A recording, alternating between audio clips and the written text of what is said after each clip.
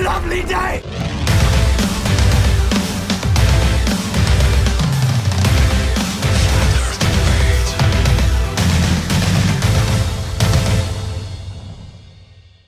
Welcome to Flat Earth Debate, Uncut and After Show.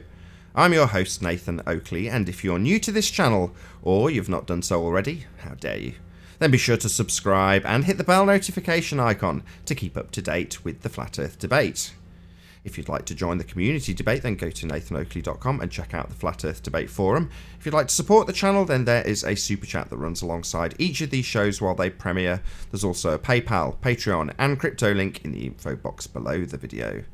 Now tomorrow we will be hosting Ballbusters 10, which will be attacking the main fallacious and nonsensical ball earth arguments that are put in front of us many times. So check out Ballbusters 10. It will go out at 2 p.m. Central and 8 p.m. UK time. In the meantime, we are actually at the interim stages between two live debates, so I'm actually going to pass over to the live panel so you can enjoy the dulcet tones of whoever the hell is in there while I set up for the next live show.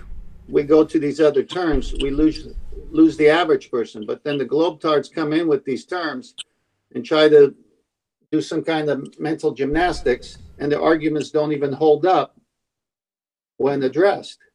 Right. Hey, I got a question for the panel, guys, as far as the gradient, because they bring that up all the time. I was reading some stuff on fluid statics, and it talked about how hydrostatics is a branch of fluid studies fluids at rest. It says hydrostatics offers physical explanations for many phenomena of everyday life, as why atmospheric pressure changes with altitude. Now, it wasn't real descriptive there, and I'm just wondering on the panel, is it a separation of density with the elements, or is it just compression of the air above, similar to underwater? It's compression of the air above, similar to underwater. All right, great. That's what I was thinking. Thanks, Anthony. Don't deal with pressure gradients because you have to have gas pressure before you have gas pressure gradients. That's all you have to say. So they're begging the question. Straw man. I realize they're kicking the can up to the sky, and I realize it's a total straw man. I just wanted to know what you guys thought about the gradient. Don't have any thoughts about the gradient. You have to have gas pressure before you have gas pressure gradients. That's it. So where'd they get the gas pressure without the container? Period.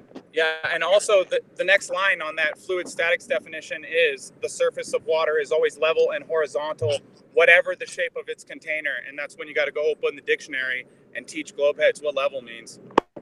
Yeah, that's right. So basically, John, you're saying you can't have breadcrumbs without the bread. Yeah, essentially. That's easy to understand. I deny bread. Hey, John, I just want to say I really liked your breakdown of Lake Pontchartrain and the quantum eraser experiment. Really learned a lot from those. Thanks, man. My pleasure. You're welcome. Yeah, Google Earth's flat, right? Yeah. Not just that, too. If you calculate distances outward to the 60th degree, which is where the Antarctic Treaty starts, they're not equidistant, and they have differences of up to 750 miles. So Google Earth is not a globe. These guys don't have a model. They don't even have a cartoon model of their globe. It's ridiculous.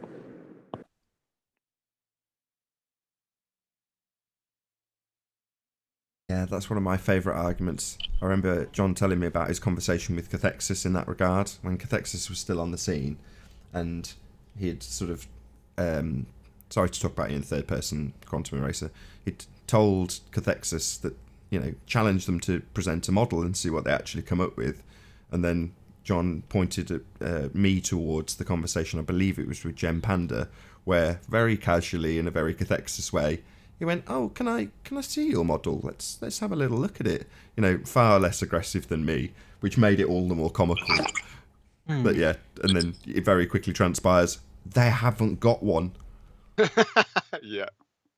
And then you got to add all the stars blasting around space too, and they definitely don't have a model for that. And Einstein doesn't even have an equation for multiple masses. So how are they predicting all these eclipses and stuff? They just hijacked everything the Chaldeans and Mayans were doing and told the globeheads, look, it works on a globe, and we're calculating frequency. That's how they do it. Can I do a little shout out, Nathan? Sure. We're in the pre-show, so feel free. Right. Yeah, so I had opened a GoFundMe for a P1000. It's still a draft basically, but I already got a donation of 25 euros from Ranty Flat Earth. So incredible. Thank you, Ranty. Oh, cool. When this And goes also, out, of course, don't forget to donate to his drone GoFundMe campaign, Nathan. well, I was going to say, Interesting when this goes timing, out, this will Harvey. go out on the main channel on Friday, this show now. So anybody watching what we're now talking about is watching it on Friday. So tomorrow is Ballbusters, Be Here or Be Sphere. And when we're talking about this and it goes out on Friday, be sure to stick the link and I'll approve it. And if you send it me on Skype, I'll stick it in myself to your P1000 campaign. But yeah, absolutely. Also, Ranty Flat Earth has got a GoFundMe campaign running as well at the moment, which is for a Mavic Pro. Both worthy causes. Feel free to click those links and share them. And also, can I give a shout out, Nathan? Mhm.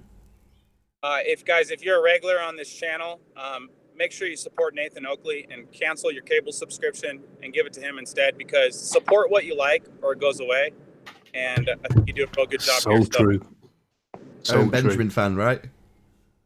That was nice. That was an Owen Benjamin quote. Yeah. It's true though, isn't it? It's true. If you don't support the people that you like, then they end up leaving. Do you guys watch Validation Boy? You won't get rid of me that easily.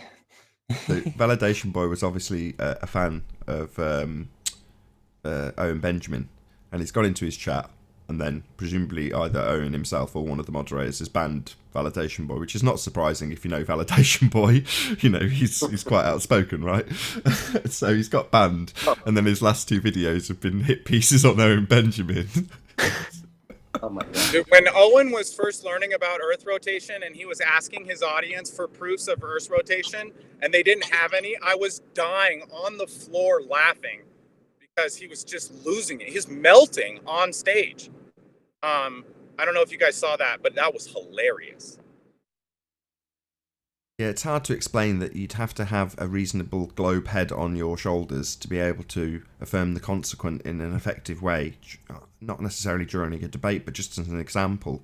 You know, so God, I hate doing this. So if you observe the rotation of the stars in the northern hemisphere and then travel to the southern hemisphere, you'll observe that there's also star rotation. So you've got antipodal star rotation in the north and south hemispheres.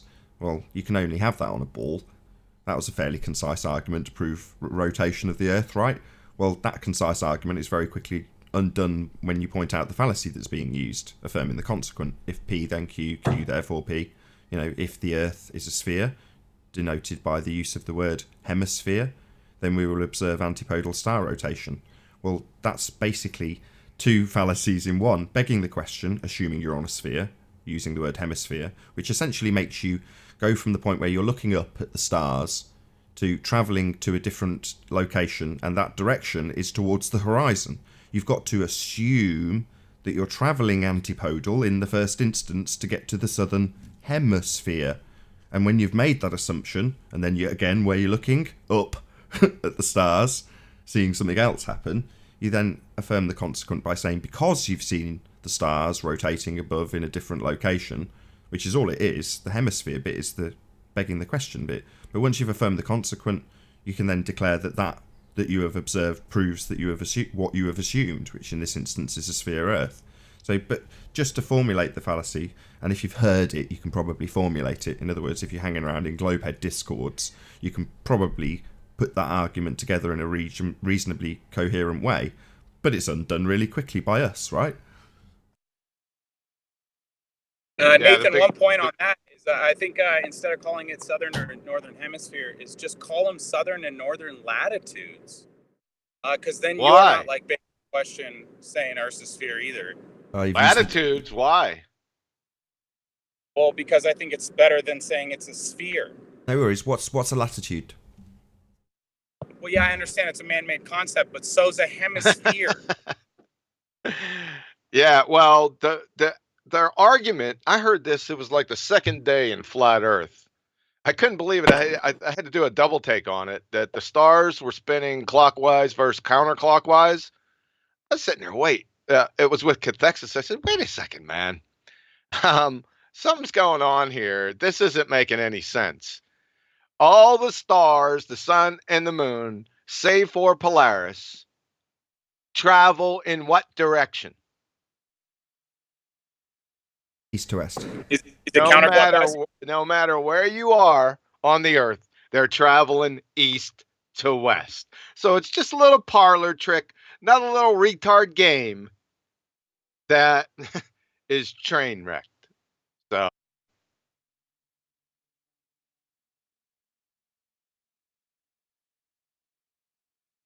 Oh, what a day! What a lovely day!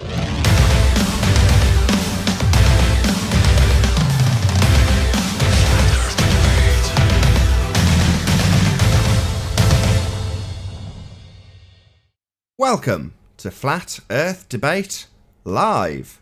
I'm your host Nathan Oakley, and if you're new to this channel, or you've not done so already, then be sure to subscribe and hit the bell notification icon to keep up to date with the Flat Earth Debate. If you'd like to join the community debate, then go to nathanoakley.com and check out the Flat Earth Debate Forum. If you'd like to support the channel, there is a super chat that runs alongside each of these shows while they are live. There's also a PayPal, Patreon and crypto link in the info box below the video. Most importantly, if you'd like to join the discussion, simply mute the page you are currently watching, then click the link in the info box below this video to join the panel and express your views on the shape of the Earth. If you do join, please don't swear. If you do, you'll be ejected, and if you are, please don't try to rejoin the stream using sock accounts. You'll be warmly welcomed back on the next stream. Please also share the show on social media. Sharing the show obviously increases the live audience, but this in turn increases the chances of a more diverse panel, so please share the show. And one last time, if you're new to the channel or you've not done so already, then be sure to subscribe and hit the bell notification icon to keep up to date with the Flat Earth Debate. Now, we are joined by Quantum Eraser, Try, Adam Meakin, Spurs Schemo, Sleeping Warrior, Physics Warrior, Paul, Nathan, and two people who've got their icons, Arwin and 10th Man. Very good to have you all. Woo! Good morning. Good afternoon. Good afternoon. I Hello. can't find you. I can't find Hello. this live stream. It's because it's on the second channel. Sorry? It's on the second channel. So on a Thursday, right, I broadcast on the second channel. oh no. Which one? Which one? Hey, Arwen, get your abacus out. Get ready. No, but I didn't get a notification. So which channel is that? Sorry. Nathan Oakley. So if you're a keen fan, which I went Arwin there. clearly is not, then you would know that I've got a second channel, and on a Thursday, the first live show goes out on the main channel, the second goes out on the second channel, and it gets switched off when it finishes. So if you're watching this live right now, and there's nobody in the chat, it's great. Can't even shout out an example. Hopefully someone will stumble across No, the show. look, it's not registering. It's not I am subscribed and hit with the bell notification. See? Oh, right. There is no video. You didn't get the ticket. Let's You have a got to look. get the ticket first. Well, if there's an issue, then there might not be a live show on the second channel, because I'm going to keep recording regardless. But let's have a look. Let's see what's going on. I'm presenting it. So this is your channel through Arwin interface. that And saves me doing it. you see, no live playing here. No video live. Nope. Interesting. Could be an OBS issue. It says I'm live though. It says on the on my live dashboard, you are live, and it's got a picture of the stream. It all looks like it's working to me. Refresh, Arwen. Refresh? Yeah, just hit those. Well, that's Yeah, you're right. It's not in my subscription feed either. there you go. I think it's probably worth another start at the live show, even if it has clipped it. What do you reckon? Should we just try again? Talk amongst yourselves. There it is. Is there live there? Where? Wait. I'm being censored. Oh my God. By region, probably. I'm being segregated, I mean. Just go to the main live page, can't I, from the watch page? Man, this is a terrible start to a live show. I'm glad that we've actually had a proper intro for the main channel for the people watching on Friday, because this is a bit of a shambles, really. If this is live, this is a joke, isn't it? View on watch page. There we go. Man. There it is. View on watch page. One watching. So nobody's watching. Can you link the YouTube of the live video in the Google chat somehow? Google Hangout, you mean? Yeah, in the Hangout, in the panel chat. All right, hang on for 1 second. No, I think there's something awry. I'll just do another intro. So I'll press the stop button on the live stream. Let's see Sorry how about goes. that, guys. Well, if you are watching live, which it doesn't say anybody is, it says Well, if one you are watching live, although which there it is a doesn't live say stream. anybody is, it Oh, says if one you are watching watching live, live, which which it it doesn't doesn't say say anybody anybody is, is, it it says says one one watching Okay. although there is a live Hey, watch stream. pair Oh, guys. Okay. there is a live Hey, watch stream. pair Alright, guys. Okay. live- Oh God. What's going on? Yeah. Okay. Everyone, stop looking for the live page. Right. I'm going to be talk amongst yourselves. Don't ask me any more questions. I'll see if I can figure it out.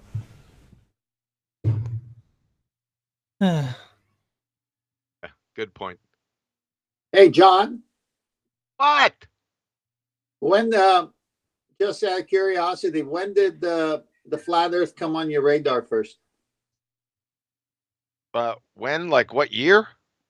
Yeah, like how long have you, how long ago was it that it hit you that science, the pseudoscience that is, has lied to us? Yeah, how'd you get that was introduced? many years ago. But I wasn't a flat earther then. Okay, so you saw some clues, but when did the flat earth part come in and finish it out for you? It was 2015. I can't remember. It was in May of some year. I know What that. got you thinking about it? Say again? What got you thinking about it? Someone challenged me because I used to battle brain dead evolutionists, and somebody challenged me in a forum, and they posted this question: how can you have a vacuum next to a pressurized system? That's all they had to say. I was a flat earther in less than a Planck time. It was less than a second. That's what did it for me. Cool. I was kicking myself for But years, hold not on, recognizing John. it. Are you serious, or did you turn into a contained geocentrist? Yeah, I That's am also serious. one That of was the the question. conceptual ideas. I am serious. That was the question that was put to me. It was somebody that was laying back and wait because I knew that I knew what I was talking about with the laws of thermodynamics. So I could just picture them waiting back in the background, right? Just waiting for their time because it was a pretty populated forum, and they were just by. I could see them waiting back there, and I had no response. What response could I give them? I said, "Good on you." Later. And that John, was just it. playing devil's advocate, why didn't you claim gravity? Because he's not an idiot. Yeah, but that's the natural reaction for an idiot, for a baller. Yeah, but that assumption is also flawed, as I tried to explain using my understanding of the presuppositional cosmogony. Can't work. Doesn't effectively work. It's a slow push. It can't oppose the natural expansion tendency of gas. It doesn't work. It doesn't match up. You could give them every force in the known universe, and they couldn't do gas pressure without a container. Hey, John, I'm going to summarize what I think happened to you at that point. Tell me if you agree with it. You could not violate the law of non-contradiction when you saw it. That's correct. So that indicts me on being indoctrinated because I was in this genre, not the flat earth, but battling these, I knew all the pseudosciences, evolutionary biology, paleontology, archaeology, anthropology, astrophysics, astronomy. I knew they were all pseudosciences. There were no doubt about it. I just didn't connect the dots because I was too much in the battle with evolutionists, right? So I didn't pay any attention. Of course, the flat Earth came up a few times. Oh, you're a Bible flat earther, and I just blew it off. I never thought about it, right? Because I was indoctrinated too, the same way. Only the indictment is more on me for not recognizing, from the beginning. So I don't like to talk about it because, I'm guilty. You're human. More so than anyone else on this panel, more so than anyone I've ever met. Nah, not more so. We're all guilty of the same charge. We all were flat ball earthers at one point, right? Not worse than Brenda. Yeah, but No, I knew better. I think what John is saying is that he had so much understanding of real science that he felt more guilty because he should have caught it himself. Exactly. Well, what about the guys that are debating against us, claim to have a science acumen, and then rather than going, oh my God, we've had this conversation before, John, it's that in that moment you go, my God, how could I have been fooled? And the people who we debate against go, I must find an answer that conforms with the cult. Yeah, brainwashing. No, and That's it's why I don't pride. get Ruhif. We are alive, by the way. That's why I don't get Ruhif. Ruhif is yeah. not stupid. But he must be a cook. Yeah, it was a minor problem, but I fixed it. I didn't need to restart. It was broadcasting. It just hadn't seemed to have published it out there. So I've now fixed that problem with a few settings tweaks. So there won't be another intro. We are now live. There is an audience. Hello to 15, Seek and Find 16. and Steve and the people who will eventually join it now that it is being shown to a public audience. Welcome to Flat Earth Debate. Yeah, but as I say, this goes out to the main audience on Friday anyway. It means that, when I'm plugging stuff, I'm having to say things like Ballbusters is tomorrow, 2 p.m. Central, 8 p.m. UK, whereas it's Thursday when we're recording this. So the fact that it goes out to a limited audience is kind of the point anyway. So you're broadcasting in the future. Yeah, Nathan knows the future. Sort of. Yeah, this will go out to the main people who watch this, because as I say, the live show gets turned off after. So when we finish this show and it goes into the after show, the people who've watched it don't get to see it again. It just gets turned off. But then it goes out as a full uncut and after show on Nathan Oakley 1980, the main channel. So the majority of people won't have seen it already. Only the core fans who have subscribed to my second channel will have got to see it live, which is these people here. Bible literalist, Paula, obviously dedicated super fan of the debates. She loves you guys. That's why she's here. Can I just say as well, that little rule you've got, Nathan, kills it. That what? That rule that you have about Thursdays is horrendous. If there's a good show on the Thursday, I can't watch it back if I miss it. Yeah, you ask me almost every other week. How do I get to see the show? It's a Thursday. It'll come out tomorrow. Yeah, it's wank. That's no good for us. Wank. It's not wank. It's wank. We get Ballbusters. It's good for Nathan because he gets his weekends. No, I don't. It means I get to do Ballbusters. That's what it means. So I've literally so limited time that you've got to sacrifice something if you're going to do something else. That's the bottom line. So if I want to do Ballbusters, I've got to have a setup that allows me to still have a daily debate being broadcast. And for the most part, although it's still a live debate, it's gone out live. The majority of people who watch it are technically watching it for the first time as a re-up. Well, that's great because they haven't already seen it. They don't know what's going to get debated about. But the super fans, they tend to watch in the second show on the Nathan Oakley channel anyway, so they'll often watch it twice. I'm part of it and I watch it, so I like the show too. I watch in the Nathan Oakley channel. So if you're watching, this live, typically I'd be in this audience on the Nathan Oakley channel. I'd be chatting with the people in the live feed. They're all like my little compadres when I'm doing this and watching it after the fact. So I really like all the audience in the Nathan Oakley channel. Not that I'm, in any way putting down the main audience. Great, I want more subscribers. Obviously, I want to grow. Nearly at so close to 15k. I'll get there eventually, I'm sure. Yeah, it's still wank. Oh, God, it's not wank. This is ace. That second letter is an A. It's not an E. It's wank, not wank.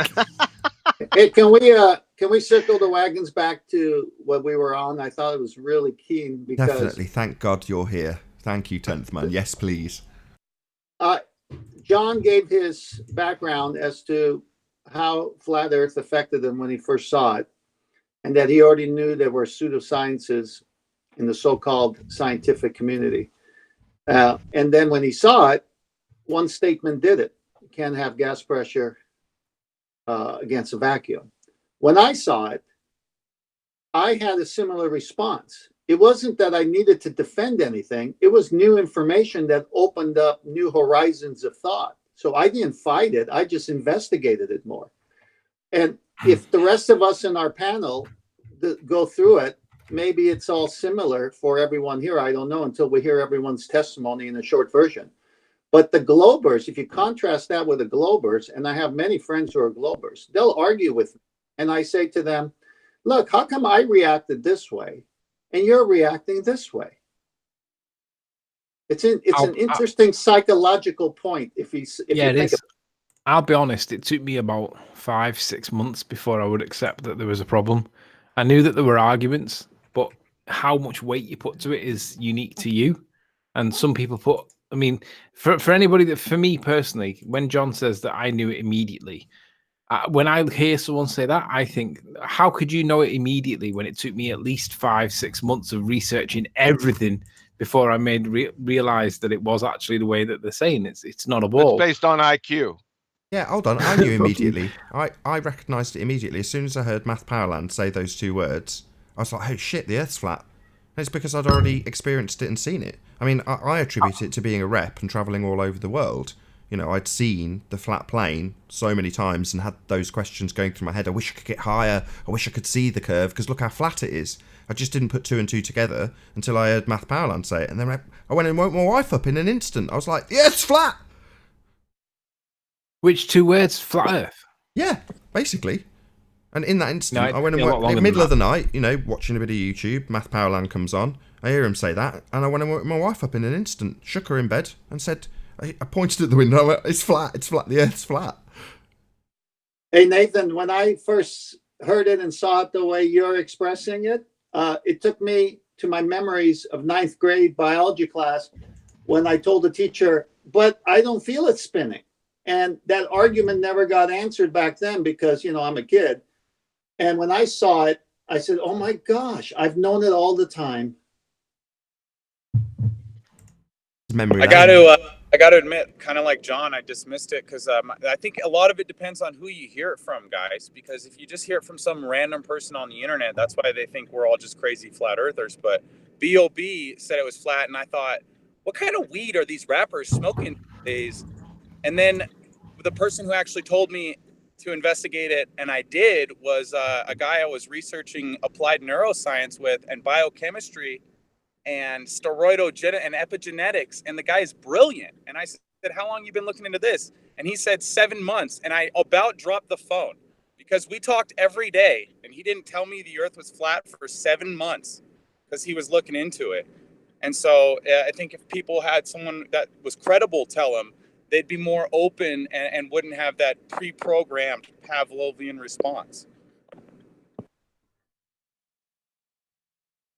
Well, that's the way we've been trained, to appeal to authority. So when your best friend tells you, well, you're not authority over me. Nathan, I know you just answered this, but what was the moment when the penny dropped for you? What was that moment again? When I was watching a Math Powerland video. Yeah, the two words he said was what? Flat Earth. There must have been a reason, though. It couldn't have just been that. Yeah, I had like when people describe the world flashing before their eyes before they die. Similar sort of thing. So what flashed through my mind was seeing it, seeing how flat it was. So I've told this story loads of times. So when I was a rep, I'd go to the back of the plane where you could look out the emergency window with a much wider angle. So in your seat, you can't move back and forth and look through the window. You're trapped. Whereas if you stand up, you can. And that's what I did for the majority of most of the flights.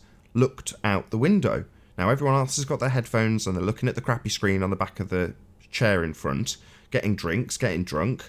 That's what people do on flights. Close the window, draw the curtains, turn the light off, try and get drunk and get to sleep or watch a movie. That's what they all do. Me, I was interested in seeing what was out the window. And it was breathtaking most of the time. Yeah, obviously there's some pretty crap views out of plane windows, but let's put that aside. And as I said, what I would think about when I was looking was, I wish I could get higher. I wish I could see the curve. And the reason I'm putting it in that phraseology is because what I'm actually looking at is how flat it is. And knowing the rhetoric of NASA, that you can't see curve from a plane. I knew that. So while I'm looking out, I was thinking, I wish I could, because look how flat it is. So when I hear it in that context, not being ridiculed by Math Powerland, I mean, it wasn't as simple as me literally hearing those two words and jumping up out the seat and saying Eureka. you know, it was on in the background or whatever. It's being played on an autoplay. I can't remember. I can't even remember which video it is. I've been put to task on that, which Math Powerland video it was. And I'm like, I don't know. What I do know is I heard it and then went, holy shit, and immediately when I woke my wife up. So yeah, it's the things that you've already, or I had already experienced in being a rep and traveling all over the world that made me go, yeah, absolutely, without question. It all makes sense now. And we talked about the bucket earlier when I was very young, probably sub 10 years old. I remember being told about gravity, going home, spinning a bucket around and going, well, why doesn't, what's stopping it all flying off? It doesn't make any sense at all. But you put it to the back of your mind, like so many things. And then when someone like Math Powerland comes along, you go, yeah, it all clicks. Suddenly it makes sense. The Earth is obviously and observably flat. Do you know what? I want to make a guilty confession. And I've never admitted this publicly online before. This is like the first time ever on publicly. Some people know it privately, but most people don't know this. 53 watching. You normally go, oh, we'll just wait to make my big announcement till there's hundreds watching. Because of a cock-up in the publication of this live stream. Probably the smallest live audience you'll ever make this announcement to. But go ahead, Anthony. You're not gonna. No. This is a genuine. This is a genuine admission. It's like I never admit this publicly, but this is literally a premiere for me.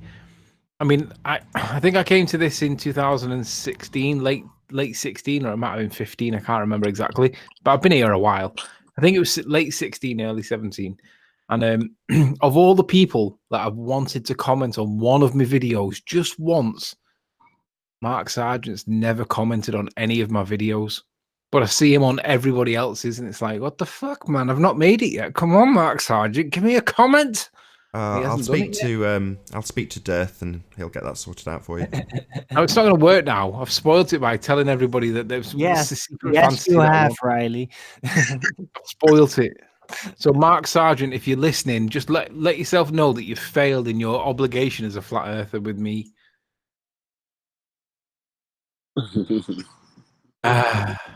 Hey, Nathan, I think your epiphany is one of the reasons that my favorite place to flat smack people is on an airplane, because two reasons.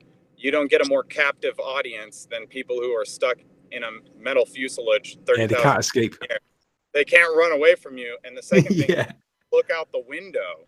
So what you did mentally in your head when someone told you it's flat, they can do physically at that moment. And I think it's the best place to share flat earth. I'll make announcements at the beginning of the plane that the earth is flat, and if anyone has questions, let me know.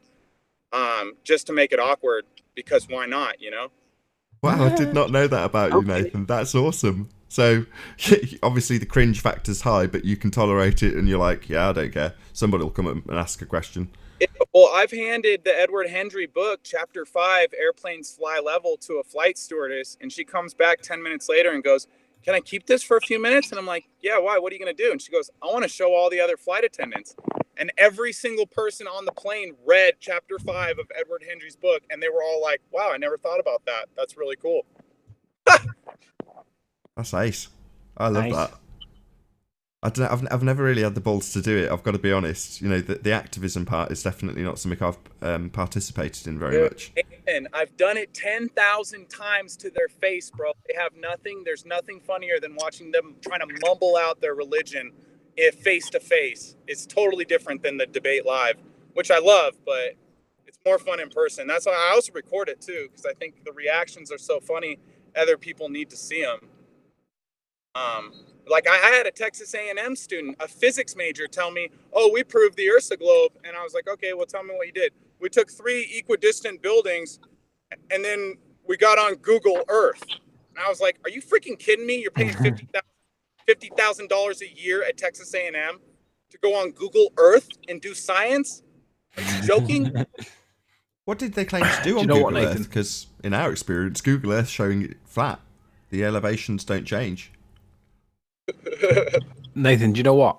When I went down to Central Park and Hyde Park with Roxanne at Christmas, I was thinking, if Nathan was here right now, he'd be loving this. Because the thing is, like on the debates, right, you can get ballers that come in with evidence beforehand. In real world, you just get the average Joe public that doesn't know anything about anything, and you can flat smack them dead easily, and they never come back with anything credible, but they always try, and you just kill them. You just literally sit there. It's like a lollipop. You just snap the top off before you don't suck it dry. You snap the top off and ruin it. It's like that every single time. And I just thought Nathan would love this. Yeah, I want to get out there, bro. I mean, I just don't have the funds, but I love all you guys, dude. I think you're all A-team flat earthers, and I can't wait to get out there, just so you guys know. But yeah, no, I actually met Nathan Oakley on that occasion because Nathan's not done activism, but we should do it. Equally valid, though. Equally valid for both Nathans in context, whichever way you want to take it. Yeah. Hey, you know what? Do it, Nathan. Both Nathans, this works for you. So Nathan on ground level and Nathan at 30,000 feet speaks the plain truth. Love it. I don't know how much more evidence these morons need to realize that they've not got the proof that they require to prove that we live on a sphere, but they're all in denial. Don't take my ball away. It's like, come on, guys. Yeah, I tried to debate a NASA employee who'd been with NASA for 30 years, and this video's got over 100,000 views on my channel. Go check it out. But he ends up 5 minutes into the conversation going, "Oh, I'm being recorded? Oh, I don't want to be recorded." And I'm like, "You're joking, right? I had my arm extended the entire time I'm talking to you with a phone in my hand, and you couldn't tell I was recording." And then his son walks up, and I educate his son for a half hour on flat Earth while he just sat there playing on his phone. I couldn't believe it. He just let Nathan Thompson, do you have a tactic or a strategy against Mick West? Well, I don't know. I'm still kind of playing it by. I'm going to develop it. I haven't developed it yet, but I mean, my strategy is just stick to the scientific method. Yeah. So, and then go through all the ways that we can see too far, and water's a natural level, and there's no proof Earth's rotating at all. Period. So just ask him, why does 76R conflict with Fermat's principle on the trajectory of light in that it travels in straight lines and deviates from straight in all directions? That's literally what kills his 76R. Once you kill 76R, he's dead. Hey, Anthony, and on the last thread of conversation about why people argue for ball or flat Earth side, I'd like to dig a little deeper and get your viewpoint on this. When John said he had the turning moment with the gas pressure next to a vacuum, and when I saw it, it took me back to my biology class. Why? The way we're made, our minds like reason. We like order, and we can spot disorder. So it's hard for me to believe something like Narnia when it doesn't exist in reality. So when I saw this, the reasoning factor made sense. So why is it that the ballers don't use their mind to reason with reality, but they but use there's a their difference. minds? Yeah, but hang on. There's a difference between reason and evidence or proof. Tim Osmond pleads logic and reason for the evidence, right? And I remember the first time I said, no, that's not enough. And he was like, what do you mean? I was like, that's not enough. Logic and reason is not enough. You want proof. And I remember him reacting as though I just like chopped his head off. Sorry, a second, Anthony. If you're not talking, you should pop yourselves on mute. There's quite a lot of background noise. Yeah, it's Nathan Thompson. No, he's on mute. Okay. I'm on mute. What are you guys saying? I'm doing something? What's up? You're not. Noise. Background noise. It wasn't him. He was on mute. Car noise when I'm on mute. I'm sorry. That just doesn't make any sense to me. No, it's me. It's the mole guys, landscapers. So Anthony, let me dovetail on your point. Just before you do, 10th man, sorry. I don't know if Physics Warrior had his mic open because he actually wanted to add something. Did you want to add something, Physics Warrior? No, I thought it was the noise, so I'm muting myself. I left Naughty. Go on mute then, Physics. Naughty. Now you do get told off. Hey, right the hand. How you doing? Yeah, that's funny that I heard him say that, but you thought he was asking the question, so there's a delay. So come on, back to logic and reason and Tim. Yeah, so logic and reason is based on evidence and proof. So for example... No, it's not. No, it's not. It's not. No, I know they don't do it, but let me finish my thought here. So Nathan says the Earth is obviously and observably flat. So that's his 5 senses telling him this. And then it goes to his mind. And when it goes to his mind, he has to reason and use logic and not fall in for the law of non-contradiction, or else anything could happen. So then when the two meet, oh, you know what? This supports this, or this validates this, or this invalidates that. He's actually using it in the proper way. Whereas the ballers, their experience is on the flat earth surface, but they're denying it and going and hijacking logic and reason and making up a narrative that can't be proven. It's a whole... inferring causation. That's the biggest problem, inferring causation. But why? My question is this. If you want to say what makes a person a flat earther and a person a bald defender, when we all were there to a point. Why was it so easy for us to see the answer is it's a comfort blanket to believe we're on a ball. You don't want to walk into the unknown. Most people do not want to go to where they don't know they're comfortable with. If you don't know that you're comfortable with that, you're not going to go there. If you realize that, hang on a minute, this is fundamentally wrong on every level, then you want to go there. And that's my position. I'm like, hang on a sec. I realize that what we're living on, I don't know what it is. I don't necessarily think it's flat. I think it might be something else. It could be bigger. It could be asteroid shaped. I don't know. There could be more land. It's not. You do know. I already proved it. I mean, we're back to this again, right? So Proved it. under this Oh, video, hold on. right? Hold Anthony, on, John. Don't shoot yourself in the foot now. under this video, I don't need your advice, Arwen. Underneath this video, You can't look prove for the Earth flat is flat. Earth. I'm not talking to you, Arwen. Underneath this video, there are It's your it independent says variable, flat John. Earth proof. Shut Arwen, shush. up. My word. Underneath this video, Anthony, it has flat Earth proofs, right? Now go through them and try to debunk them. If you cannot debunk them, then logic and reason leads to a flat, non-spinning, dome, geocentric Earth. Thank you. I don't disagree with that, but I prefer to go with proof. And I realize that there is no proof because there is no science for a flat Earth, right? Yes, there is I proof. accept that there is. It just said. Oh it my just said- God. there's a link in the video. The title being "Flat Earth Proof." Now, it's not one of those titles where you dispense with the unfortunate business that you don't have what's in the title. It does actually have flat Earth proof in the video. I'm still Yeah, interested. do you know what though? Do you not think that there's a valid position, which is that, I mean, I'm sure we all sit on this panel and think, I actually don't want to be a flat earther. What's the benefit? I don't think that at all. I don't think that at all. Not at all. I don't think that at all. While you're... Sorry, you go first, John. Let me take a hard ball at this on the panel. Sorry, I'm eating breakfast, man. I don't think There that it is. at all. Go on, physics. Go on. I do. Hang on, Yeah, I guys. made a video saying I don't want to be a flat earther because like it comes with so much ostracism and ridicule. Yeah, I agree. Unless it's the truth and you're standing up for the truth, then I don't want to be a flat earther. But since it's the truth, I completely agree. Well, I want to say to everybody, I'm stuck on a ball.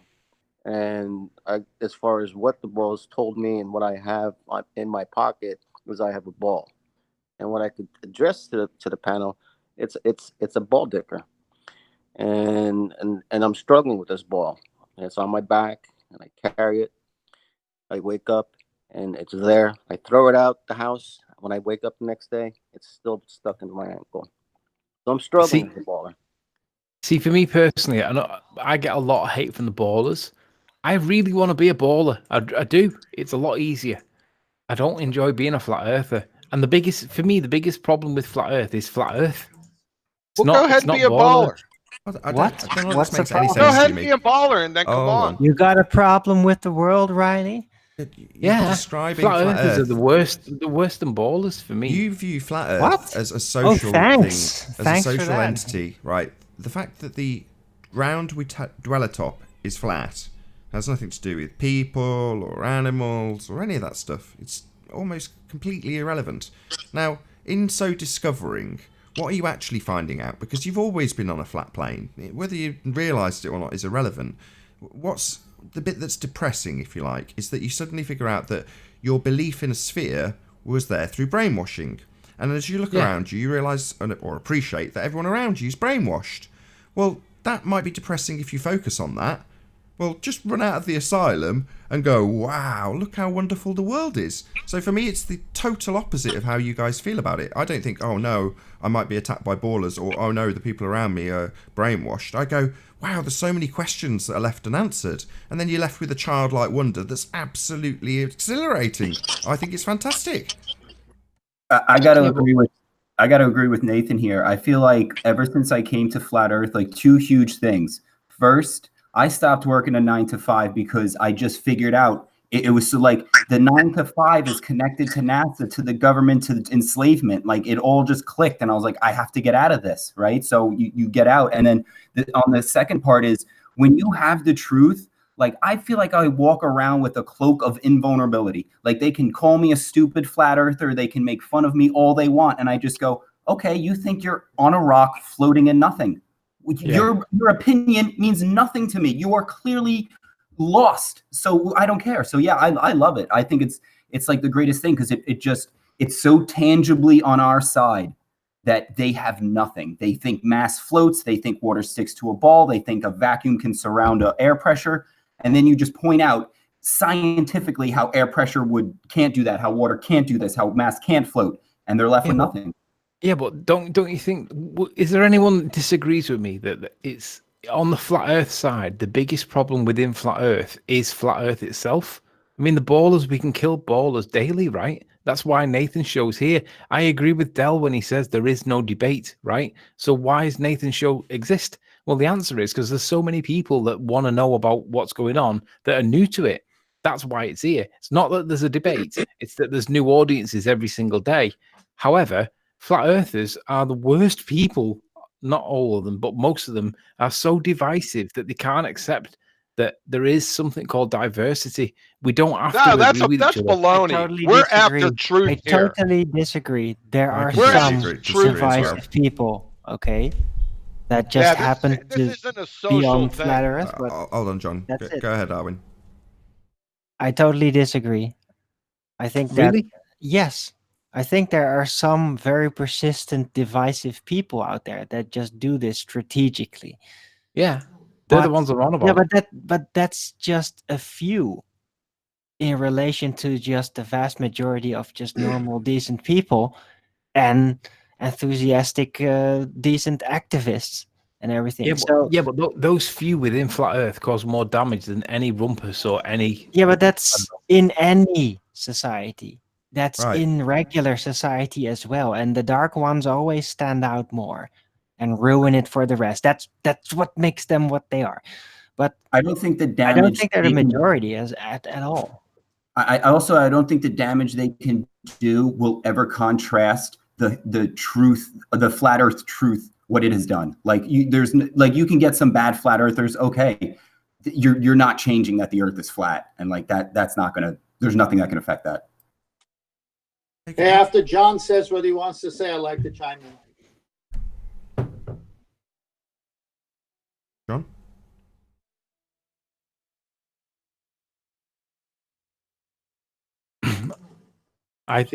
John's obviously not here. Oh, okay. Well, he was trying to say something, but I think it was the same thing I was going to say. Yeah, when you have...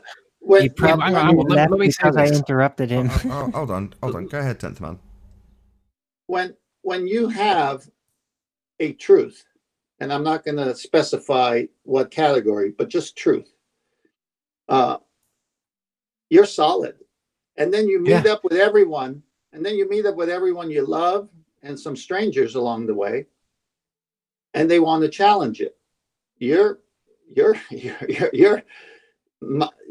ready because you believe and you have validation for your stance on that truth. So you want that confrontation because you're ready for it, because you actually stand on truth and you're ready to do battle. So truth gives you that boldness. And so it's not afraid of confrontation. It's not afraid of doubt. It's not afraid of anything. You want your truth to be challenged, and it comes up on top every time. It makes you even stronger. So when you know something is true, you invite all naysayers. It doesn't matter, because really what you want is not to be deceived or fooled, because if you really didn't have the truth, you're going to thank the person who helped you get out of the lie.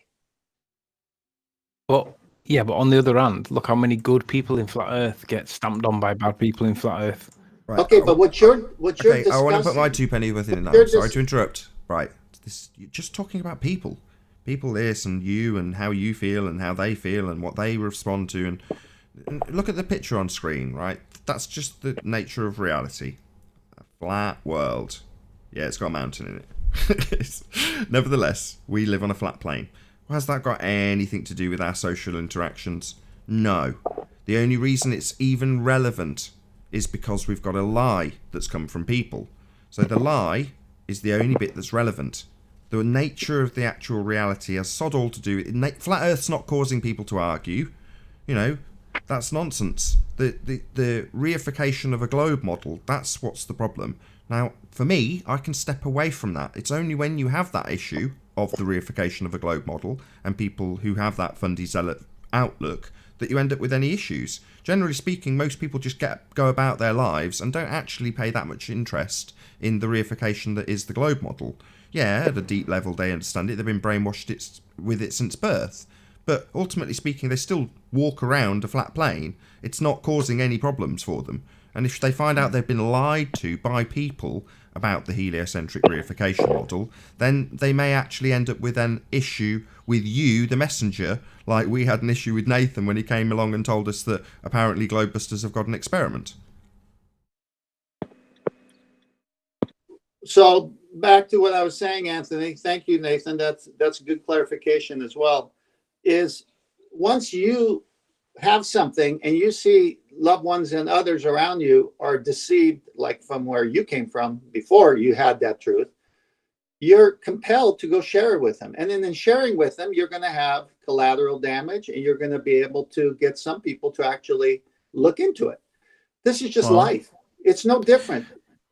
Well, if I ever leave flat Earth, it won't be because of the ballers, it'll be because of flat Earthers. We have a common goal. Why is there not a common goal prevalent? There isn't. Well, let me give you an example from my Christian belief. I see stupid Christians who don't verse or reference the Bible for anything they say. They just make it up. So then when I meet them, I say, hey, do you mind showing me that scripture, please? And they can't. And I said, then why are you spreading such nonsense? So now let's go back to flat Earth. Here's a show, Nathan Oakley show, that is so stringent and so narrow on definitions, which is so important to me, that even flat earthers here get schooled, which is great. Because we're trying.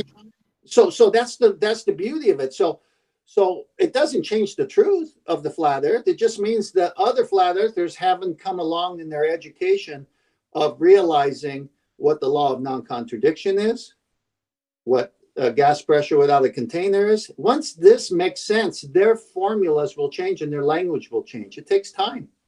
You're not speaking Anthony's language. Anthony is telling you that the one of the most important parts of what he thinks flat Earth is the social aspect. So what you're telling him isn't impacting him. Do you follow? Yeah, I could tell it was from the social aspect. No, it's not really the social aspect. It's the acceptance that we're not on a sphere that should unite us all, regardless of age, sex, gender, prior like bias. It's clearly not all there on the social flat Earth constructs. side, and I have to wonder every one why. of that list was it's not there. It's not there on many other sides. Hold on. Everyone on that list was a social construct, Anthony. What do you mean? List it again. List all the things you just described. Regardless of age, race, sex. These are all social constructs, aren't they? Social. Describing attributes of people. Anthony. You're right. It doesn't make it any better though that we should. Why are we all fraction? Like, why is it fractional for us? Because the end doesn't justify the means. That's why. Because the end, excuse me, 10th man. Because the end doesn't justify the means. That's why. This concept came to me through an algorithm, Anthony. If flat Earth didn't come to my concept and I was on the ball, then I have good reasons based on my with all the equipment that I'm learning is the way, how can I disapprove the ball? And that would have been just easier. Although, however, for now, there is a flat earth concept. So now it's not the ball. And that's what makes it a little bit more interesting, because it is a dichotomy that we are actually in. So now that's where the conversations and arguments that gets to be a bit complex, which Yeah. is this is where we're at this moment. Do Speak you know for what? yourself. Hold on. It Speak for bugs me. yourself. It might be a dichotomy you are in, but for me, it's a false dichotomy. Correct. We can accept that. One of the reasons I like sharing it with people so much is it's a good IQ test, like to figure out if there's anybody home upstairs that can think. But it's also a good test of the heart. Like, even if this person disagrees with me, are they going to start foaming at the mouth like a rabid dog, or are they going to be just going to have a disagreement? No, they start rabid foaming. Let's say hello to our two new guests. So welcome back, Adam, and hello, Paula. Hello. Hello, good to have you. Hey, Paula. I just had to jump on because of the topic. It's something that I've been making an occasional rant about for almost 4 years. I mean, the social aspect, it doesn't matter what the topic is or what people are meeting for. It's a people problem, like you guys have been saying. It's a social problem, and it's, as 10th Man brought up, it's in Christianity, it's the same thing. We've got a gazillion denominations. We've got, people making videos against, Christians against Christians all the time. And I hate that. But also, as 10th Man said, truth matters, and it's going to divide people, and personal prejudices are going to get in the way, cultural differences, language, all those things are going to get in the way. It's just part of any group of people. You can't avoid it. To touch on that, I want to say, as a Christian, I don't think you can compare the diversity of Christianity to flat Earth, because in flat Earth, everything is so tangible. Okay, like rocks don't float in a vacuum. So the moon, it's not a rock floating in a vacuum. Okay, so it's a done deal. We don't need to go any further. So we can all agree that the moon's not a rock. Okay, so, and then when you get to the water, and then so the water there are things we can agree on that they're if you're arguing it, you're just arguing against the truth and reality, whereas like other things can be intangible and we can't perfectly define them like we can how objects behave. Yeah, well said. Well, I think what Paula is saying is on the human side, the human fallen nature side. She wasn't talking about the absolute truth in any way has any variation. For example, an event cannot precede a cause. The antecedent of an event is a cause.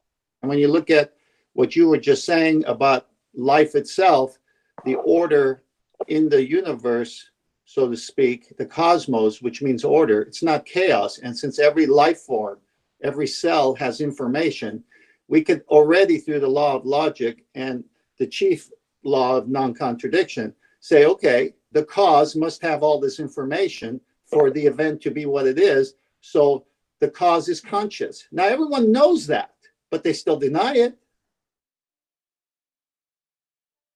Yeah, and the problem also is that people aren't consistent, and that's human nature, because we can all, whether it's flat Earth or Christianity or whatever it is, say, okay, if you believe this as a foundational unifying thing, that's what our group is about, then certain other things flow from that logically.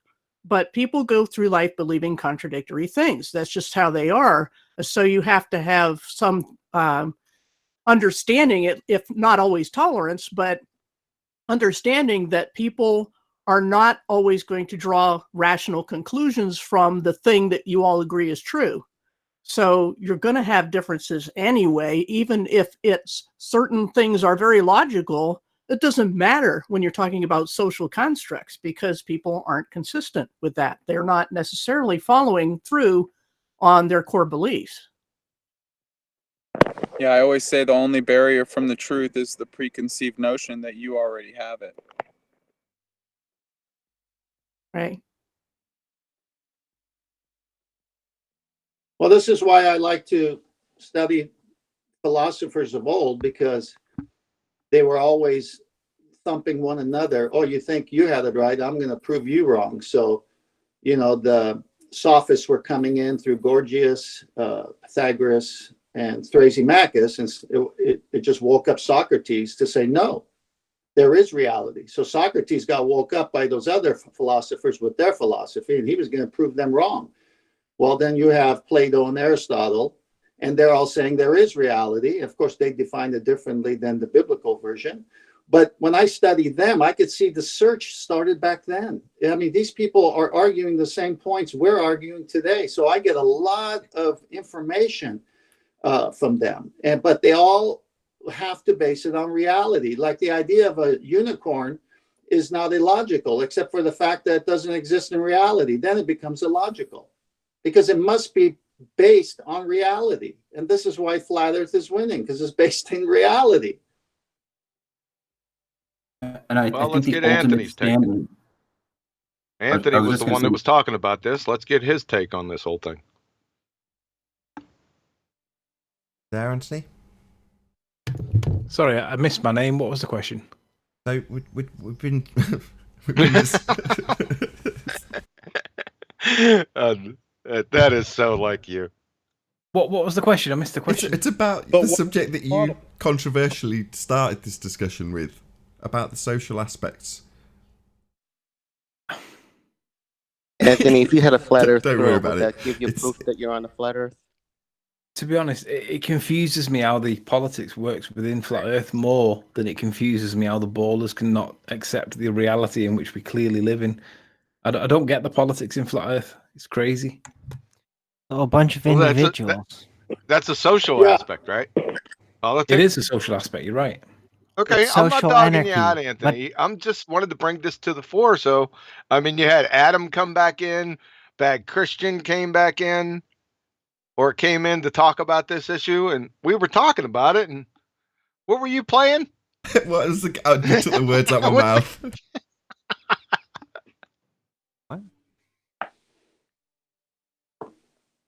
Sorry, was that me? This got to be an inside joke. Clarify. I don't know. I'm responding to an email. Sorry, John. Say that again, John. No problem. It's no problem, Anthony. I mean, I can see where you're coming from. There is the social aspect. I'm not attuned to that for all the reasons that were mentioned here, but I get it. Maybe you're taking things a little bit too complicated. I just go things really simple. I expect people to misbehave, and I just try to correct and damage control. And I expect people to change constantly because a lot of people on the scene go through a lot of personal, emotional turmoil. So I am not. This is not like paying attention to the noble court, like, ooh, what is this person exactly supposed to do? No, I don't approach it in detail. Everybody is dynamic to me here. So I just go with whatever the frequency that is coming to me. I've got a lot of. What the heck was that? It's Paul. I've got a lot of background noise. I'm trying to say something if I can, if you can hear me. Paul has a pile of children behind him. We can hear you. Yeah, can you hear me at all? Yeah, we hear you. Okay, real quick, I'll try to say it. I think the problem here too, I think part of it is along, I think the whole, across the spectrum, it's what are your priorities? Like one of the things I've said, I said it before, if your priority isn't truth, but if your priority is something else, then I think that's going to be one of the key factors. Because if I'm seeking the truth, knowing that I'm going to, sometimes going to be wrong, then I'm willing to listen or to what somebody's saying. Because if my priority is truth, but I don't think everybody's priority is the same, and I think that's where some of the disconnect comes in within the flat Earth. Is what are their true priorities? Because I mean, what if we're wrong about flat Earth? I'm not saying we're wrong, but what if we are? But if it's the truth, then we need to be seeking that truth. Hey, Anthony. My take on it is that there's no isms for flat Earth. I have the same view I have the same view on the so-called religions of the world. Everyone will experience and know the earth is flat. You don't need a central speaking agent like NASA for the globe or something like that. It's not an ism. It's the truth, and everyone will share their version of it in a way. Then if they happen to stumble across the Nathan Oakley channel and realize that we're on the nearing 900 some show or something, and if they have gone back to the 333rd show, as John said today, that argument happened then. They have a lot of catch up to do to get to the level of understanding that the scrutiny of this channel puts on even flat earthers to describe things properly, not to say science is bad, but to say pseudoscience is bad. I have learned so much just from the self-correcting nature of all of us seeking the truth here. So I think there will never be an ism, but you will be able to construct sentences to establish what you're trying to say better and better as we develop our language. So, but the reality doesn't change. The earth is flat. Okay. I'm sorry, just real quick. It's loud, I know. I was also thinking too. Remember we talked about this a few episodes ago about why people lie. I mean, that's a determining factor in all this too. I mean, just why will people acknowledge or accept the truth or anything along those lines as well? That's all I was going to say. Go ahead, Betty. Go ahead, Paula. That's just an argument from personal incredulity. They can't believe that people would lie or figure out in their mind that people only lie for 3 reasons: money, power, and sex. So it's got to be one of those, or all 3, or 2 of them. Yeah, as soon as you get into motives, you're in really shaky ground because people wrongly assume that all the time. But I was just going to say that one thing I've tried to do, all these years, I've got like over 600 posts on my blog and over 400 videos on my website. But when people go searching for something, if they're just beginning, whether it's Christianity or Earth Shape or whatever, they need a guiding hand. They need to know where the starting blocks are, and they don't want to come in the middle of it. So what I did, and some friends of mine on our Bible study Discord for the Christian stuff, is set up a website that is a self-guided tour, basically. Here, start here. Here's the basics. Here's the definitions. And then if you want more, here's a path you can take. Not to say it's the only way, but it's a way. And it's easy to find and it's easy to follow without having to talk to somebody. So something like that in Flat Earth, I think, is lacking, although there are individuals who have tried to set those up, but collectively we don't have that.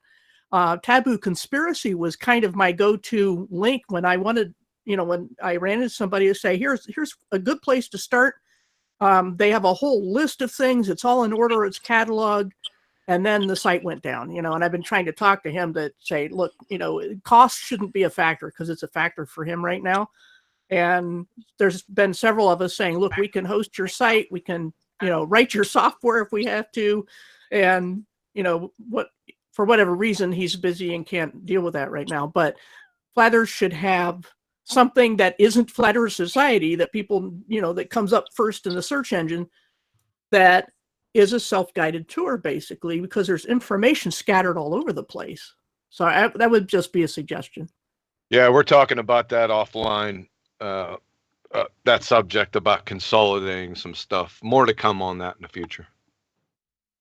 I feel like our consolidation is the scientific method. Like whenever there's a question on anything, just put it through the method. If it fails, throw it out. If it passes, continue on. And that's just what I've been, that we have it. That's it. Yeah, I've got to be a bit critical of that. There's plenty of questions that fall outside of cause and effect relationships that can't be answered by the scientific method. And there are various other methods of inquiry and equally valid. The reason that scientific method is so prevalent on this show and others as a result, and I am going to take credit for it, or give credit to John, there you go, I want to remove myself from it. The reason it's so prevalent is because the people we debate with, claim science. So when it is asserted that science says that Jupiter is a gas in a vacuum, then they are basically claiming science to lend weight to their assertions when they are in fact only adhering to step 1 of the scientific method, observe a phenomena. Now, if they're only adhering to step 1, it's pretty clear if you disclose that they haven't got a definitive answer to give. They've only got their just so stories. So therefore, they have to do various other things in terms of greasing the skids to make their stories easily disposed of if something else comes along that betters their current just so story. So on the one hand, this is something else John and I were discussing last night, they decry science like Ruhiv did yesterday, say it doesn't prove things, yeah, because they need to be in a position where they can let go of whatever their just so story is when they've declared science. Now in reality, science is a method that you can put on paper really quickly, as a lot of people have seen on the show with John's presentation, where he says, right, observe phenomena, please. What's your hypothesis, please? You know, that's all you've got to do. And you very quickly find that the claims of science fall flat on their face. They're not actually giving you any empiricism. They're just claiming it to grease the skids of their just so story. So that's why science is so prevalent. But to just say, well, everything must be put through the scientific method, well, no, unfortunately not. It's very, very narrow. It's dealing with cause and effect relationships in the physical and natural world. Now, that's very narrow. There's nothing wrong with the fact that it's narrow. That's why it's so good. It's empirical because of the way it's formatted with a null. So you've got this method that can be applied to certain situations. Now, coincidentally, a lot of the assertions they make in the first instance are cause and effect relationships. So why does the boat go over the horizon? Cause Earth curve gets in the way. So they've got something that can be asserted as science by them when they're not actually adhering to any method. They do have a cause and effect relationship that they're asserting. So as soon as you challenge them to put it through the scientific method, they fail. But that doesn't mean that we have to be so bold as to say everything must go through the scientific method. No. That's wonky logic. I'm sorry. I just meant before. I won't proclaim anything as being proven unless it can be empirically repeated and demonstrated. So, like, yes, I have theories about things, but I will claim them as theories and just ideas. See, watch that. See, that's where the problem comes in. You're using words, the theory word, right? There's a big difference between a colloquial theory and a scientific theory, right? So you got to be careful. Another thing is there are many questions that are not cause and effect questions, right?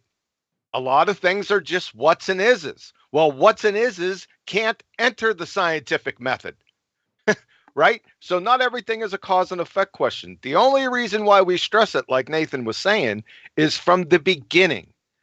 They have said, they being the ball-tard spinning space monkeys, that science says. We have scientific evidence. If you believe in the flat earth, then you must disregard physics and science altogether, right? Well, that's not true. That's what we're trying to expose. So they don't have science to grease their skids for their just so story because it doesn't work. So all they have is a just so story that they conveniently ascribe some support to science when it's not there. It's a phantom. There's not only no clothes on the emperor, there is no emperor. That's what it is. Thanks. And with that, I'll say if you're watching this on the Nathan Oakley 1980 premiering stream, then stay tuned, as there will be an after show to follow. However, if you're watching this live on Nathan Oakley, unfortunately, this is where we bid you farewell. A massive, huge, enormous thank you to all of you who did tune in live. And, of course, a massive thank you to all of today's debating panel for making this debate possible. If you need to keep yourself occupied after this live stream is over, then go to nathanoakley.com and check out the Flat Earth Debate Forum to keep up to date with the community debate. Once again, stay tuned if you're watching on Nathan Oakley 1980. I've been Nathan Oakley, and I'll see you all in the next video. Oh, what a day! What a lovely day!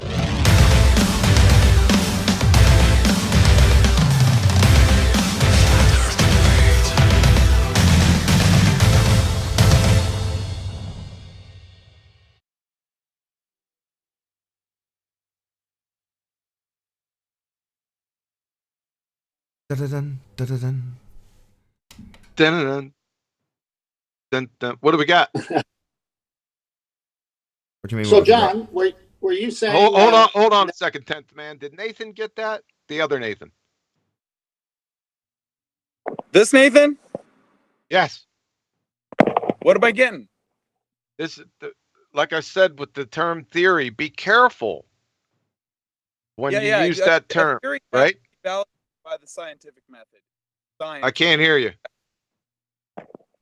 Yeah, a theory has to be validated by the scientific method if it's scientific. I got you on that. Yeah, I follow that. Yeah, just be real careful. I'm not being overly critical, but when you're in these discussions, words, they mean things. And people say, oh, semantics. Yeah. Semantics is the meaning of words. That's how we communicate with each other.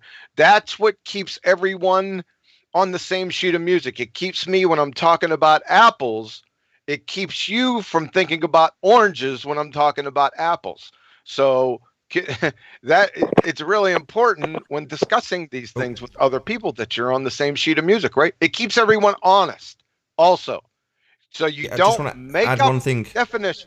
Just want to add one thing to that, John. So you said when you're in these discussions and then you kind of you skipped over it, and that's quite important. So it's how it's contextualized. If you're in a discussion, as we very much were, talking about science, and you use that word theory, then it's contextualized within the conversation that we're having, that you're talking about a scientific theory. Now, it's easy to, after the fact, in fact, it's a globetard go-to, to say, oh, I meant colloquially. Well, unfortunately, we're talking in context about science. So the second you use that word, John's going to be all over you like flies on shit. Because we are talking about science. So as soon as you say theory, you mean a scientific theory. And it's just, when John says in these discussions, that's what John means. I hope he's not just going to jump all over me like... No, you're exactly right. And because I hear a lot of people making those mistakes, and everyone gets confused, right? Sometimes it's done purposely, right? From people that don't know what they're talking about. You get the flip side of the coin from the flat earthers, where you see a discussion, and I've seen it in comment threads. Somebody will be having a conversation about something, doesn't matter what. Then the next thing you see is somebody saying, well, what's your independent variable? And you're like, there's been no address for science along this this discussion thread. There's been no assertion. And it's somebody who's heard it and gone, wow, that destroyed the argument quick when he asked that question. And what's your independent variable? It's like, no, you've got to have a really good base understanding of why that's being asked and whether or not it's in context. And they've got to have asserted science in the first instance. So they've got to have actually said something that frames their assertion around the idea of having science attached to it. And if they haven't made that claim, you can't start asking them for their independent variable, some random claim they've made. It's just, it's like, okay, how do you put it, John? It's like giving a 5-year-old a chainsaw. Yeah, exactly. We've seen that prevalent. The most important thing, if Nathan's still there, I hope he's still listening. Remember that there's two questions you have to ask yourself whether to be science or not. Is the subject a cause and effect question, or is it a what is question? That's really important to ask yourself when dealing with science. If it's a cause and effect question, okay, let's go. We can move on to step one. Now, there could be other landmines with that. However, that's where the algorithm starts. If it's a what is question, then guess what? You can't go into scientific method. It's nonsensical. It's like asking, how many licks does it take to get to the center of a Tootsie Roll Pop? True or false? See, that makes no sense. So always start with what are we talking about? Is it a cause and effect question, or is it a what is question? Next step.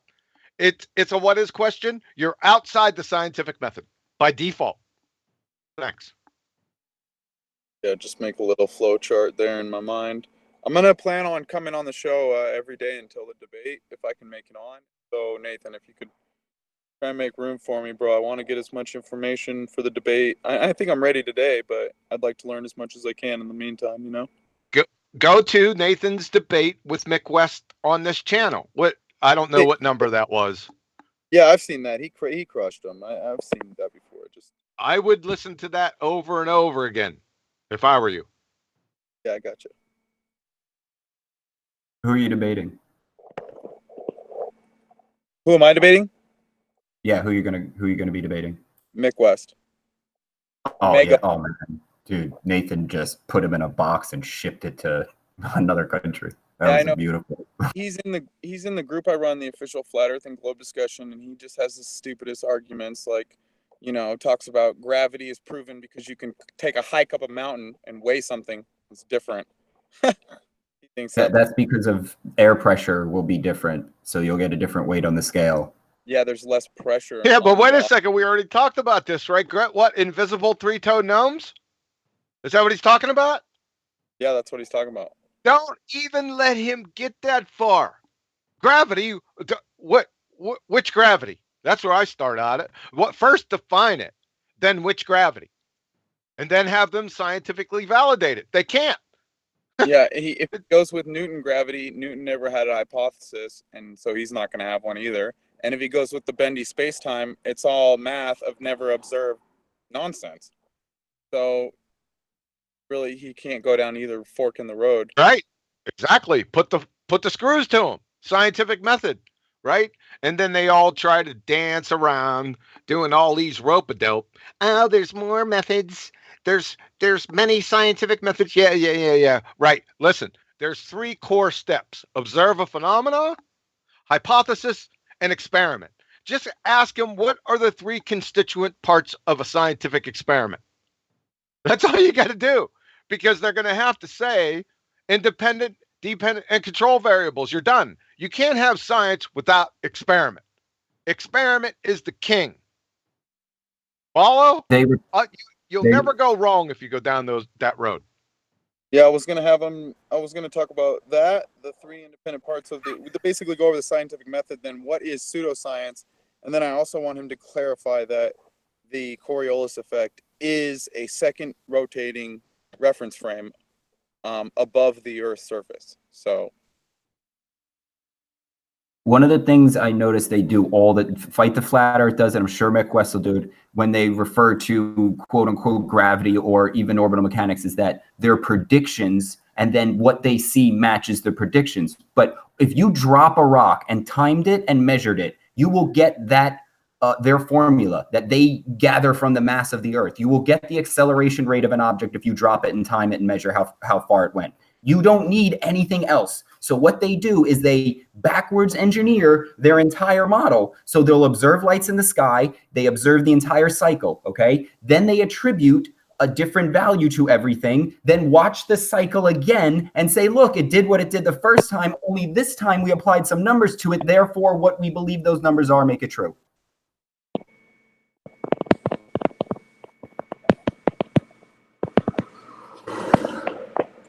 Another thing I think is important to define is what a force is.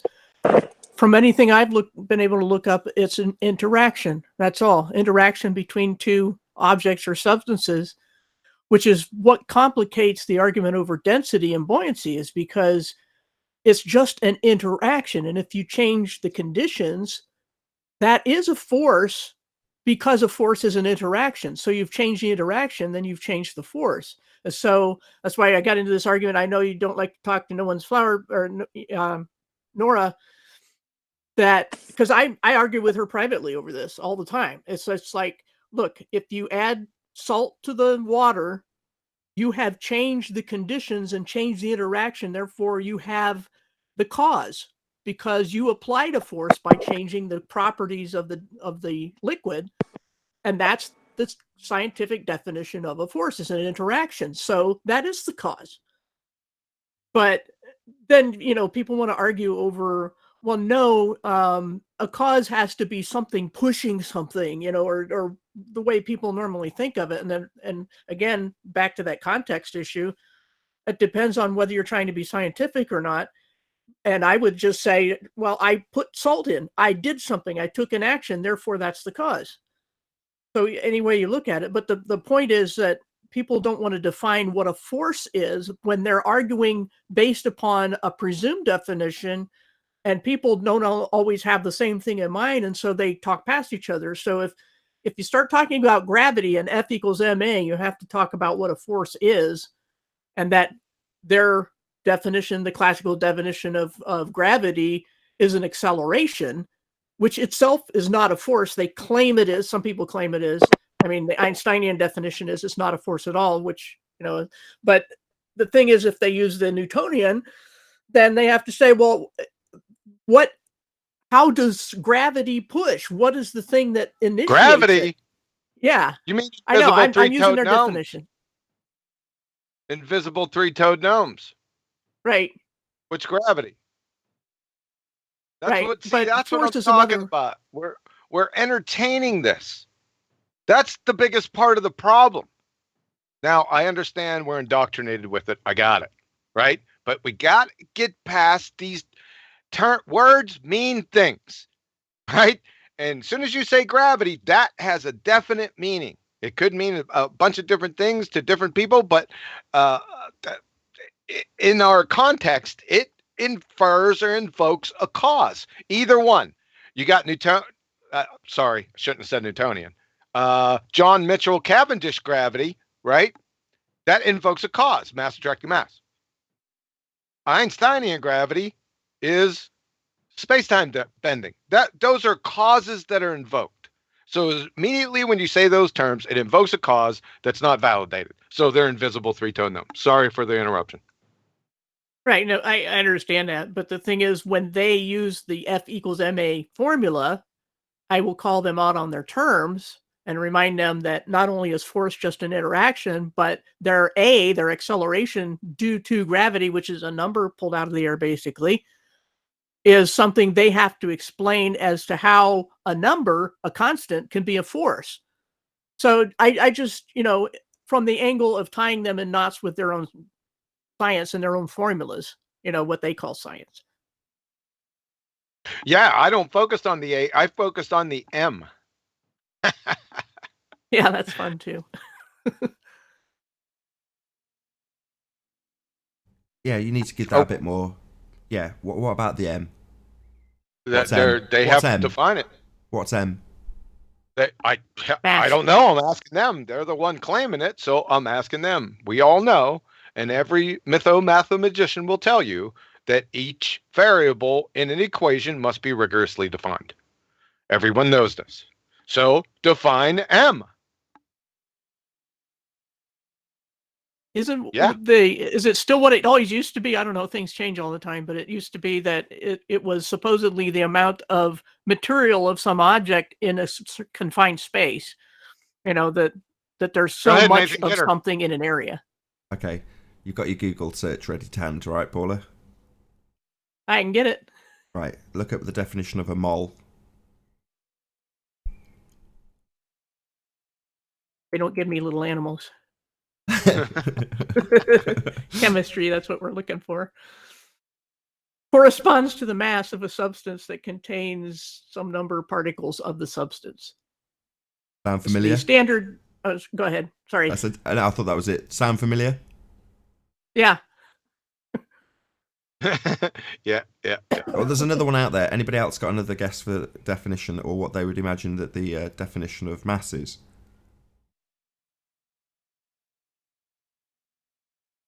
I was always confused growing up, like, what's the difference between mass and matter? Like, I thought it was just like words for stuff, like literally what stuff is. Would it be weight or energy? Say again? Other ways of describing mass could be weight or energy. Not describing it. You have to define it. And it's definitely not energy. That's two different words. Sure, but I see what you're saying. You're just sort of fishing for it. I should have been a bit more careful in my phraseology. We're looking for the classical definition if you just Google searched it, in other words. Yeah, that's hard to find. Yeah, let's lift the veil. Their definitions are inertia. See, inertia and mass have the same definition. And the amount of substance in something that's a mole. So you got a whole bunch of definitions saying the same thing for one word. And that's an equivocation fallacy. You can't have that. That's stuff. the problem. It's just stuff. So it's just what's wrong with one word? Say again? What's wrong with one word? What if we just called it like matter? Where would we run into problems? What's wrong with the word is it's in their mathematics. I never claim anything to do. See, we're focusing on their claims. They have to define rigorously what their claims are. I'll answer that, John. Yeah, why are we fighting over the definition of math? We're not. We're saying that when they say F equals ma, right, when that gets shoved in your face, you go, okay. Now, for some, they go, oh shit, what does that mean? I don't understand it. Well, that's the best attitude to have, ironically. You go, I don't understand that. Let's define each and every one of the terms in that equation. So you go through them one at a time, and eventually you get to m, don't you? And you go, what's that? And they go, well, it's the amount of stuff inside something. And you go, no, that's a mole. Can't have multiple definitions. It must be rigorously defined. So if it's got two different definitions, the other one being basically the same as inertia, then you've got a problem. It's an undefined term. Well, that leaves a bit of weasel room now, doesn't it? Can I read a short paragraph that will bring light to this, Nathan? Yeah, by all means. All right. A word that means everything actually means nothing. To be meaningful, a word must both affirm something and deny something. It must refer to what it is and not refer to what it is not. Precisely. Where's that from? Where did you read that from, 10th Man? Oh, that's from The Consequences of Ideas by R.C. Sproul, on the chapter on Aristotle the philosopher.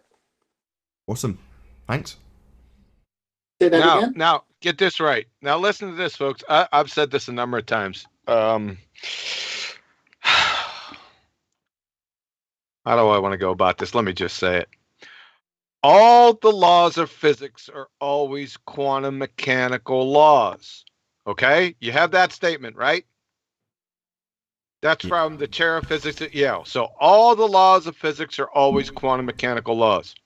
The next statement from Richard Feynman. Listen to this closely. The discovery of quantum mechanics first, and then in the behavior of light, and then in the behavior of matter, finally culminating in 1926 with the full equation of quantum mechanics, which told us that the laws of motion of Newton were not right. Do I need to say that again? Yeah, repeat it. So within their own reification fallacy model, the ballers, they don't even adhere to this. Do you want me to read those two statements again? They're rather short. Yes, please. From Professor Shankar, chair of physics at Yale. The laws of physics are always quantum mechanical laws. That's the first statement. The second statement comes from Richard Feynman. The discovery of quantum mechanics first, and then in the behavior of light, and then in the behavior of matter, finally culminating in 1926 with a full equation of quantum mechanics, which told us that the laws of motion of Newton were not right. And with that, I will say a huge, massive, enormous thank you to all of you who have joined us in the Nathan Oakley 1980 premiering stream. And of course, a massive thank you to all of today's debating panel for making this after show possible. If you need to keep yourself occupied after this stream is over, then go to nathanoakley.com and check out the Flat Earth Debate Forum to keep up to date with the community debate. I've been Nathan Oakley, and I'll see you all in the next video. Oh, what a day! What a lovely day!